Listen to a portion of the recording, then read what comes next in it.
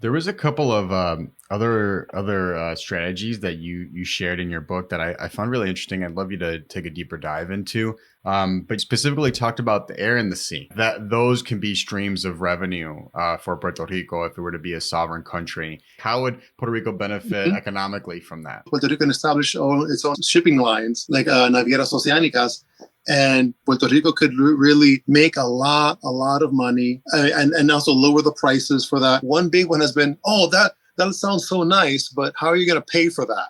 Always the go-to question. Always. Thank you for that, Yes. because Puerto Rico has money, and then with sovereignty, we'll have more than enough money to pay this.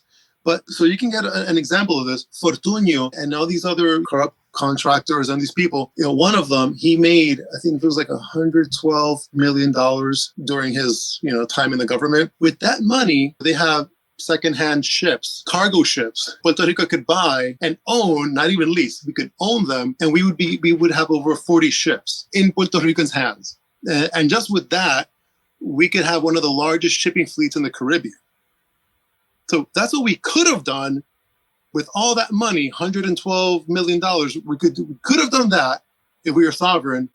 But no, as a colony under stateholders, all that money went to pay for one guy and his public relations projects. But again, right now as a colony, the people in charge in Puerto Rico do not have that vision. Their vision is just keep asking for federal funds. That's it. Fondos federales. That's it. Yeah. Keep asking for fondos federales, maybe a little development here and there, little growth, but not too much. They don't want to have a Puerto Rico that's too developed, because then Puerto Ricans will realize, oh, wow, we can develop ourselves and we don't need the U.S. We don't need to be a colony.